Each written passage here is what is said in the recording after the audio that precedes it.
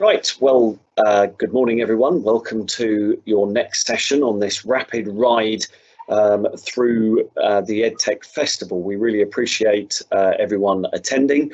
And if during this session, where I'm delighted to introduce Giles.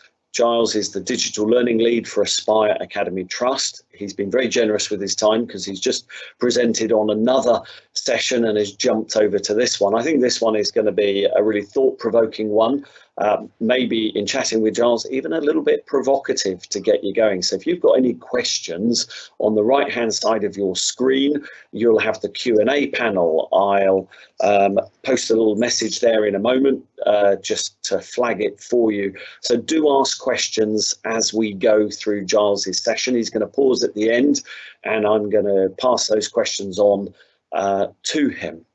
So delighted to have Giles talking about, you know, that strategy for the future. And I have to say, I think it's fundamentally important that you don't just go for a quick fix of a bit of a live lesson trial now, but you think quite strategically about how you get staff on board to really deliver virtual schooling, a blended learning platform, how you get your investment and embedding of tech into your school, your trust, your organisation done effectively.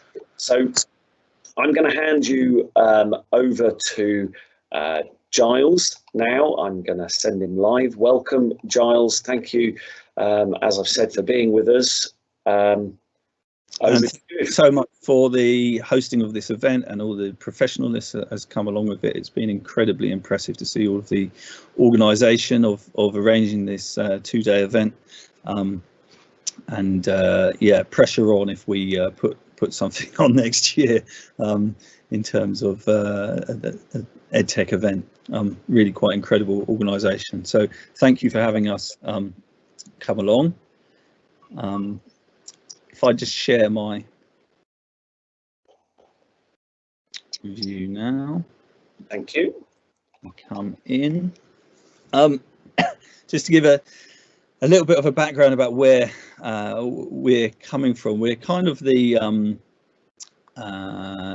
we're the independent guys, as you'll see on the strap line there. Our approach used to be based around iPads in school, looking at those as a majority device, and we've moved away from that in recent times. You can see someone with an iPad on the right there, someone with a Chromebook on the left, and there's many reasons for that, which we'd touch on in here.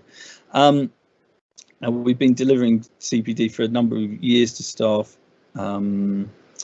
with very much the focus remaining and very clear that we've got to be practical and realistic about how this stuff works. And over the last few months, obviously, things have been sort of chucked in the air, and it's been very intensive as to making things work for schools.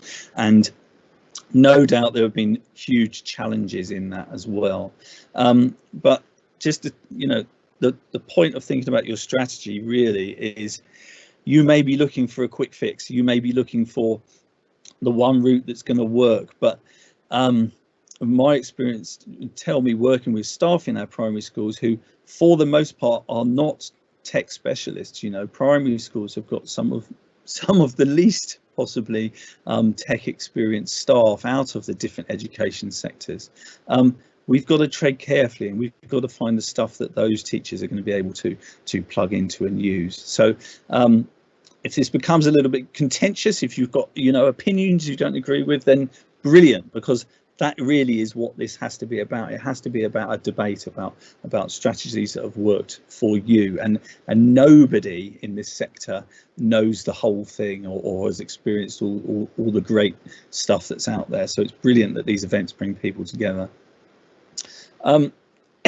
The EdTech Demonstrator Programme, which we're so pleased to be part of, along with Broadclist and Cornerstones, it's one of the first sort of strategies that has linked up schools to give that peer-to-peer support. So that's what really chimes with us in terms of it being relevant. It's about people in schools, hopefully, saying, we do this and it's great, and this is how you might be able to get there. just to start with, I talked about this briefly yesterday. 30, of course, 30 is a number of roughly children in a class. Might be 36, as somebody said to me, but it might be more. And of course, you know, this is a challenging environment, and it's quite easy to forget the challenges of that environment, which is one reason why I've retained a day when I go into class and I teach, because it keeps me very much on the ground with how this stuff works, and whether something's going to work or not. Sometimes you think something's going to work and it's a total disaster. Sometimes you're not that sort of, you know, your gut feeling is it's not going to work very well, and it surprises you a bit. It can work both ways. So 30 classroom, class teachers in that environment. We all know of situations from our experiences in primary schools over the years of tech-based disasters, of things that have, you know, people have tried to implement and it hasn't really worked. And I think schools are in that terrible situation where actually there aren't enough people amongst schools to advise them and say, look, we need simplicity. We need systems that are really, if not 100% bulletproof, they need to be getting that way as well. 2 seconds is a long time in a classroom. Pop-ups on a screen saying, I need a password, or you've lost Wi-Fi connection, or anything like that. Those are the deal breakers. Those are the things that mean equipment doesn't get used again and money gets wasted. So I don't want to be too much like a sort of Victor Meldrew here. Now, look, my background, I've got this sort of multimedia design background, so maybe I'm a little bit more sensitive to this type of thing. But just have a quick look here. This is from a car park in Cornwall, and this is my experience from a couple of weeks ago. You can see the social distancing's going on here, and that's not really the problem here. But you can see the parking machine here. Now, I apologise again. This is not the Victor Meldrew moment, and you might just go, "Wow, this guy." But look, first of all, look at the interface on this thing here. I mean, it's hideous. It's absolutely hideous in terms of understanding what's going to go there. I've got the same arrow in the middle. I've got a left. I've got a right. I've got some coloured buttons. This is green and yellow. Well, I'm red green colourblind as well, so this doesn't really work for me. As about 10% of males are. And you know, we're tempted to use this machine. You can see the queue here. Again, nothing to do with social distancing. This person at the back here, I reckon it'll be half an hour before they're done. Half an hour before they're done with using this machine. And this type of thing, yeah, I know that they're kind of trying to save cash and number plates, and it's a little bit nasty, isn't it? When I went back, again, there were instructions here on how to use this thing. Instructions there on what to do. So, you know, as somebody who's looks at lots of systems and design, and thinks about how they work, this really is a technology trap, I would describe it as. It's a bit of a disaster in terms of its reasoning. There's a guy here and he said to me, you know, coins are quite good, aren't they, going into a machine? And it's a really fair point. You know, you can replace systems that are perfectly decent, or at least work reasonably well, with systems that really don't work that well. And so people get this horrible impression that technology, you know, it's great when it works. There's another problem with this place. I think on my next slide it will show you. There was another sign up. Actually, they got rid of this sign when I went back. The internet connection is intermittent. Payment refused on the first attempt. If so, please attempt transaction. Oh my goodness. So you stand there, you go through the process, which should take you about, you know, 7-8 minutes, and then you get a ticket out that says, sorry, you failed, try again. You know, it couldn't really, this was just one of those situations that had blown out of control, and you just think, how does anybody, you know, come away from this feeling happy? So it's a technology trap, it's a technology disaster in a way, and you have to say to yourself, why has this happened? Well, it's happened because somebody kind of believed in technology a bit more than they should have done, really. Somebody was told, yeah, we've got this great system and we can install it in there, even though you're in the middle of the forest and the internet connection is going to be bad. And they've rolled it out everywhere, and it's there and it's running. So another lesson you can learn from this, apart from terrible interfaces, upset people, is that if you haven't tested things out, if you haven't put something in and seen it actually working, you can't really say it's going to happen. You can try your luck and go for it, but actually, if you've got the chance to test something out early, do it, go for it. So to come out of the moany world, I hope that wasn't too moany, how should we proceed? Well, look, in education, as far as I'm concerned, we are looking for the WhatsApp of education. We are looking for those things that come along, fill a gap, make a whole world of difference in how people are working, and everyone can jump on board with them. Look at something like WhatsApp and how it's so successful.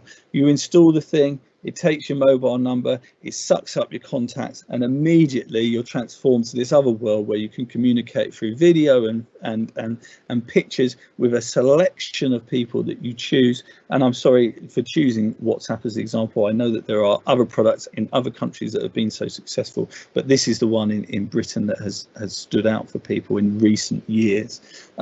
No wonder it made so much of an impact. No wonder Facebook bought the thing, and then they're trying to make this thing profitable for them. But I just think, look, do dismiss products quickly. If you see an interface and it's dreadful, and you try, and somebody else tries it and says, "Oh, I don't really like that," well, have confidence in your opinions. It's not a case that we should be dictated to by companies and tech firms. If something's not great, don't use it. Find another way. And I know it's not always as easy as that, but this does cut to the chase of how schools have implemented things in the past, potentially saying, I'm going to force this down your neck with training, and oh, here's another bit of training, and do you understand it? And in the end, we know that we move on. In the end, we know that we put that thing in the bin and we move on to something better. So kind of be skeptical, be a tech cynic as well as a tech enthusiast. Now, if you're going to look at models of learning with tech, brilliant. Both of these models have their worth. They're interesting to think about how your teaching and learning is running in classes, and interesting to think about, what might change, how you could adapt an activity to make it better. But be wary. Here are, for me, what some of the ultimate questions are. And on this SAM-R model, be really wary of this. If you read about it, they do say, look, this isn't a case of, here's the best, here's the worst. In actual fact, substitution aspect often is the worst, because that's where a task has just been substituted with a tech solution. For example, somebody writing something onto a tablet interface, or somebody writing something onto a big interactive whiteboard in a classroom, and actually in that case it was better on a normal whiteboard, or it was better on a piece of paper. There are plenty of situations where this substitution idea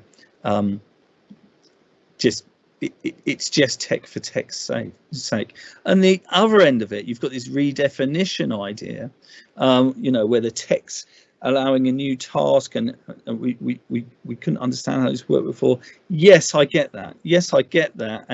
But also be wary that budgets are so tight in schools.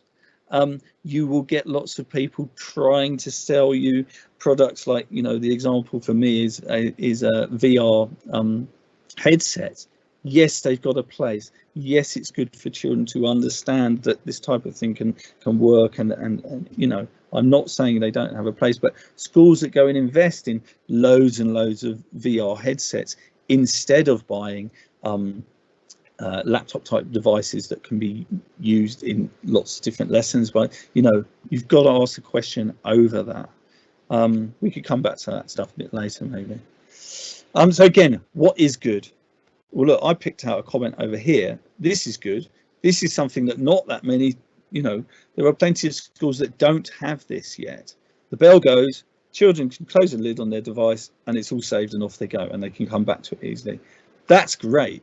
That thing is great. And that happened to me, 4 or 5 years ago, looking at how this stuff works. Lots of schools don't have that yet.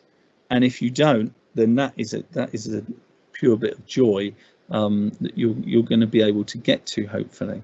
And all sorts of questions here about, you know, what makes something good, how much do the children enjoy using that product, when should it be used, are you going for overkill with a product? I mean, children want variety, they get bored of certain approaches. How can you build that into your strategy? And again, if you're asked if things that I say are good, or things that at least have an element of good about them, there's some products there that have come out in recent, you know, you've got the your bite size and your National Academy obviously plug into more recent times, but you've got other things in there which I say, you know, there's worth in there, and sometimes that can be free, and sometimes you have to pay some money. Be careful with your money spending, spend wisely, try to spread your budget out across different things. There's no point having loads and loads of devices with an internet connection that isn't really adequate for those devices, or loads and loads of devices and then you haven't got any money left over to spend on any software at all. Got to be careful. And just to say that this is something that's happened to me more recently, to really start to engage the different people involved across your schools, and get the knowledge and the experience of trialing products from those staff. There's so much really to look at and try out, and staff, you know, there are some staff out there who are very willing and able to plug into things and give it a go with their class, and that's great, but got to bring that back together and sort of refine the process as well. If something's really got legs on it, it's great to dig into that product and kind of pick it apart and see, okay, do this part, do that part, but that bit doesn't quite work so well, so we won't tell all the staff about that bit. For the vast majority of staff is what we're working towards. We don't just want solutions that are only going to work for 10% of your staff. We do want to find those solutions that are going to work for all sorts of staff, including, you know, all of those staff, which includes, as I said before, lots of people who aren't that comfortable generally using technology. Having said that, with the blended learning stuff that's happened over the last, you know, 3-4 months, I've seen so many staff sort of step up to it and tackle those tech demons that have been in front of them, and it's been brilliant to see staff sort of rise above and work things out, and then you know, hopefully we find ourselves in a better place in terms of people being upskilled. I'll just move on to the next slide. So thinking about whole school strategy, and this really, you know, this is such a big deal if you're going to do it fully. Really, it needs to plug into the wider vision for your school and education establishment. You can look at documents like this one, which should, you know, have some really interesting parts to it. Interesting how they've got the VR goggle people on the front here, because that's the sort of jazzy image that people are attracted to. Employer demand for digital skills. If you look into that document, you'll see some fascinating stuff about core digital skills, and the way that the workplace is demanding a different set of materials, a different skill set from people. So if you really want to build something future looking, you need to look at documents like that. Really, you need to look at the 2014 national curriculum and say, you know, I hope that after this COVID event has happened and tech has come to the fore, I hope that people will quickly look at that 2014 national curriculum document and say, do you know what, those 2 pages that say computing, that's not really adequate. That's not really adequate in terms of how we want to embed technology into students' lives. And there's some other things we can say about this as well. You know, for me, looking at how children engage with technology in primary schools, looking at where they go to in secondary education, for me, it's Key Stage 2 that should be our predominant focus on use of technology.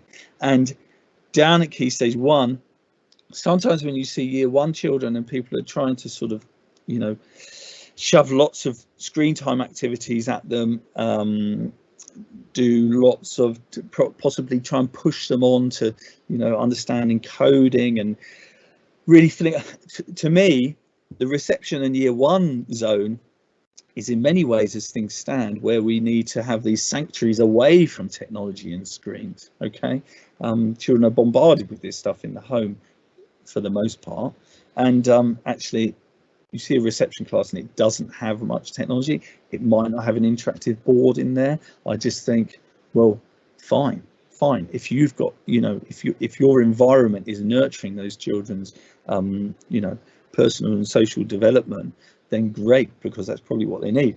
On the flip side, when it comes to your year 3, year 4, year 5, year 6, that's where we need to really accelerate exposure to using devices across their learning if we can. I mean, if a child goes to a secondary place, secondary education, and their keyboard skills are really, you know, quite inadequate, we have to question, why are the primary schools not doing something to do that? When you see children come into the schools and they've got great keyboard skills because of their device use at home, you have to say, well, in terms of inclusivity, in terms of what we're doing for those children who don't get access to those devices, are we letting them down? Do we need to give them that exposure to devices more and more throughout? And I would say, you know, it accelerates from year 3, year 4, year 5, year 6. It should be an upward curve of exposure there. Perhaps you'd say that's my personal, much of a personal opinion in there. I don't know. I'll be very interested to hear what other people think about that. Oh, and that's my shameless plug slide at the end to say you can sign up with us and be in touch with all of our webinars and things over autumn and spring. But I'm going to come off the share just now, and I'm going to head back to Jonathan, and I'm hoping that we're going to be able to look in here and see some questions and answers. So hi, so no questions and answers actually, so no one has posted. You've got quite a few people online, but no questions at the moment. I don't know if anyone watching would like to post a question. To field questions. Sometimes that happens where people are sitting silently and then we get bits and pieces coming through. I can always go back and chuck a couple of slides up there. Anything, Jonathan, that you want to pick up on, or an area of interest for you in terms of the strategy at Broadcliffe and yeah, I mean, I think I guess, you know, if I were to sort of say a little bit from mine and just pose it then as a question for you, really, I mean, I guess sometimes people spend a lot of time, in my view, planning, creating a what they may call a strategy, but a 2-year, 3, 4-year, 5-year trajectory of a strategy. However, EdTech moves, or technology moves, very, very quickly generally, doesn't it? So I suppose if I were to pose the question, it's a real challenge around, for me, ensuring that we are making the right decisions today and investing today, knowing that the technology very quickly may go out of date. So having a 3 to 5 year plan almost sometimes isn't worth the piece of paper it's spent on. And if you spend a lot of time with a lot of people creating a 3 to 5 year strategy, you may not start implementing something today. So any thoughts on how do you implement seizing the opportunity versus being quite strategic? Because I think what we'll find in COVID-19 is people have been forced to respond very rapidly to trying to set up a learning platform to deliver some live education, maybe learning by mistakes, but it's been the mother of invention, as they often say wartime is. But that isn't necessarily very strategic, but at the same time, if you're stuck in ethereal land of strategy, you sometimes don't move stuff forward. onwards, a good classic for me is where we, working with schools, had a good phased rollout of a one-to-one device program, very logical. Let's have a pilot group. Let's roll it out more strategically to different year groups. Let's have our champions amongst the students as well as the staff. COVID-19 came along and they've escalated all of that strategy to roll out one-to-one devices from September. Do you see the turmoil that I sense can be there for school leaders as they try to make sense of this? Any advice, any hints, any tips from your experience? No, I can absolutely see the turmoil that can be there, and it's there in front of them at the moment, as in, how do I solve this then? And if you're thinking in terms of the one-to-one strategy, it's like, well, you could imagine people chucking devices out there and saying, there we go, let's make it work, and then the internet connection in the school just isn't adequate for that system to work, and it's almost as though they've gone too much too quickly. I think in terms of your, it's right to say stuff moves so fast and we do not know where the best routes are going to be and the best platforms are going to be. Having said that, I think you can pin down a sort of hardware strategy, at least for the next sort of 3 years. And even if you have to change, you just accept that you're going to change. So, for example, for us across our trust, it's very much about going down a Chromebooks for Children's route, and we have a single sign-on system with a company that we've partnered with that provides that, so children have badges to log in, an emoji system to log in, and we've seen that work well in the schools, so we're very much keen to sort of pursue that route, but at the same time know that if another product comes along and a different system comes along, then we need to adapt and move to that.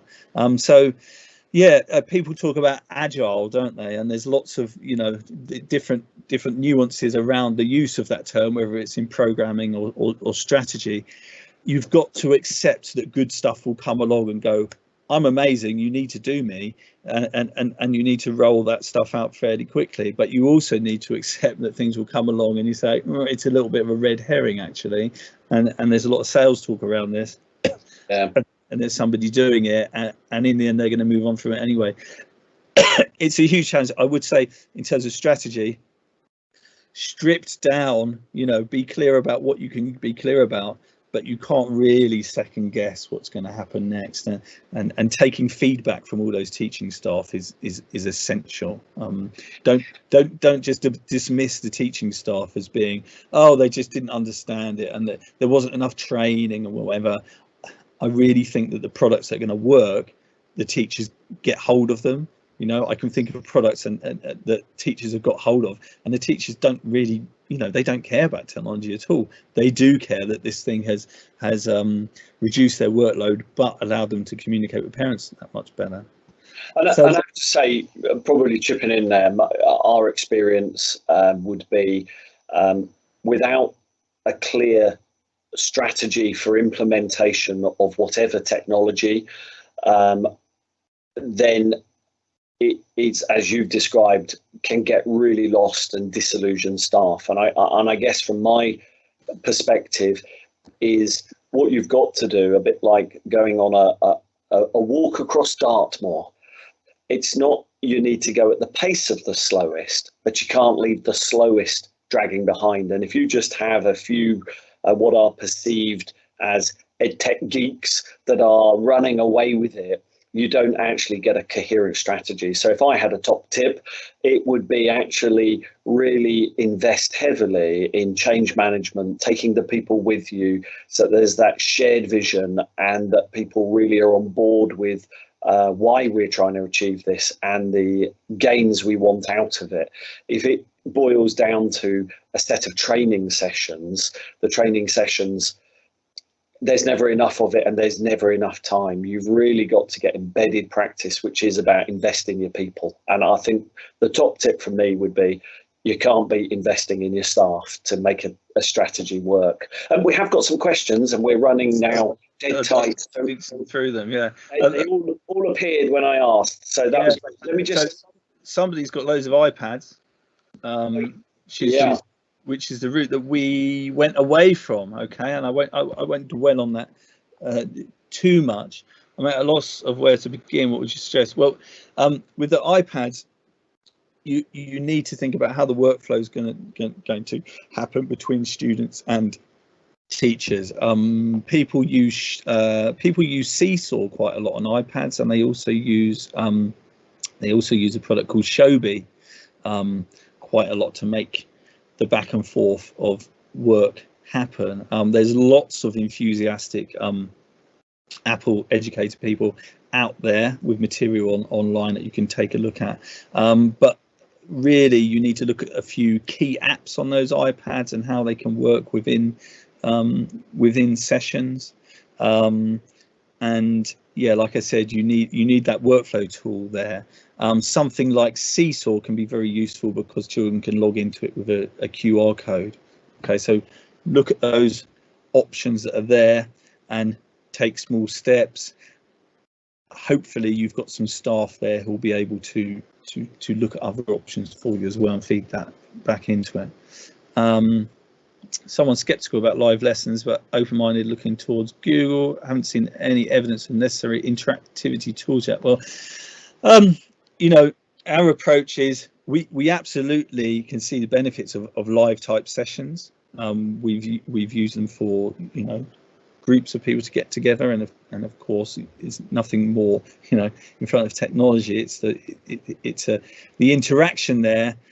Doing things live is, you know, there's something quite special about that. Having said that, lots of schools are taking the approach where they want to record bits of video and put that in sessions for people to discover. So we've used a tool called Screencastify, which links straight into Google. If you're on the Google platform, you've got limitless storage on Google, so that's great. Teachers can record a video, and there's a little extension with Screencastify on the top in your browser, and so that goes in. We've had a lot of success with Screencastify and Google Classroom, so I would look in that. Somebody in sixth form college, they work in a bank of laptops, long times use it. I really want to run a trial myself so that the whole college may learn from getting personal devices for students in iPads, and it's just a one-to-one device choice. I can't help but say I love the Chromebook world. My wife works in secondary. She's moved to another secondary now, and she misses her Chromebooks that I had there. I know that Microsoft stuff has moved on significantly in recent times as well. So you've got these two places there. I am not a big fan of iPads for extended pieces of writing. There is a fundamental issue for me. People having children using touchscreen devices to work with extended pieces of writing. When you're editing a piece of text, look at the business world. Yes, you have people who are using tablet devices with keyboards on them and things like that, but there's been a resurgence of people wanting laptop type devices, a full keyboard that works. I mean, it makes me sound like a Luddite as well in some ways, but just think about what it is to edit text, what skills you need, how you need to position that cursor and go back, copy and paste, all those things. When you're touching and tapping a screen, it's fiddly. It's fiddly, and that's for the teachers as well as the students. So, yeah, Chromebook is for me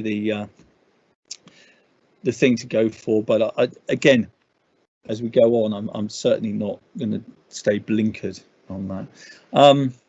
Staff skills gap with IT.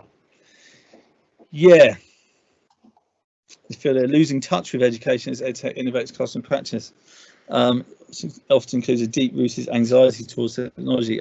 Joe, I think that is a really good point, and I'm a little bit fearful that some teachers are going to feel pretty anxious and scared by this whole approach coming in.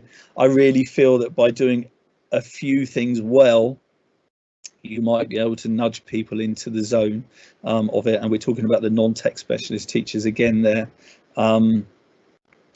You would, as this time has brought out the fact that EdTech has certainly got its place, but it's also underlined the fact that you can't really, in some ways you can't beat a teacher in a classroom doing their job. And hopefully this people, there'll be a resurgence of people saying, you know what, teaching as a profession with all those children in class should really be, respected again a little bit more, and the nuances in the conversation and being able to pose the right question to children at the right time and do all those sorts of things, they're hugely important and they're not going away.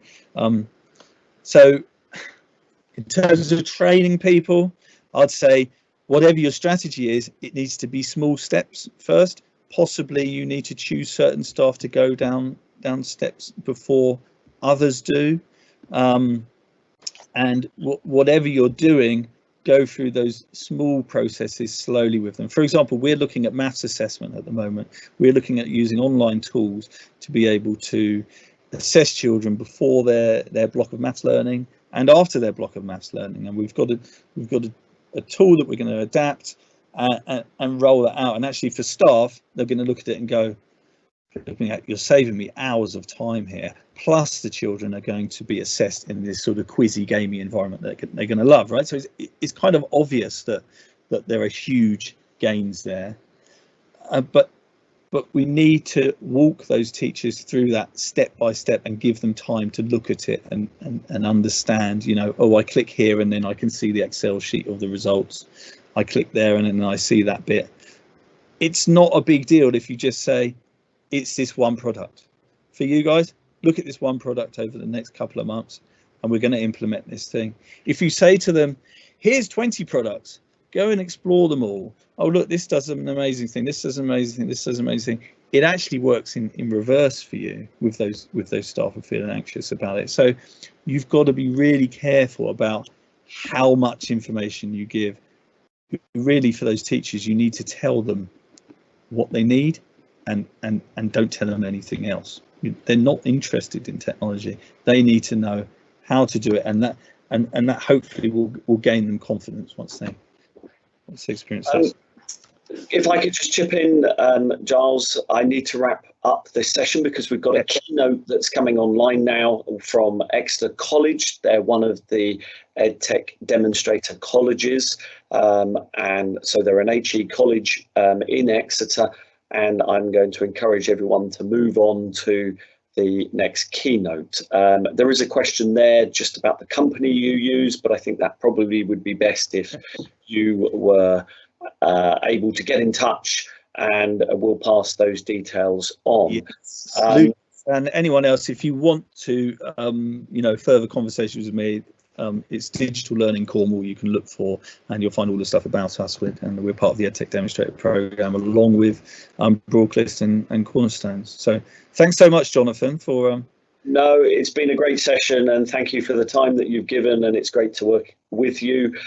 Just for a flip side, as we've been quite heavily in the Microsoft Teams world, I just on the devices piece, as a bit of feedback there. I personally really like my iPad, although we don't roll them out anymore with students like you. We went away from the use of iPads extensively for the reasons that you said. I think the keyboard and the tools where you need a keyboard, it was challenging. But if I had a bank of them, you can get keyboards, Bluetooth keyboards that compare with iPads. We are using Teams quite extensively now, and I use it on my iPad, my iPhone. For me, though, we're buying Microsoft Surfaces, and those Surfaces, we're now buying a Surface Go 2s, and they have a undock keyboard. Kids do go out and do use them for filming, for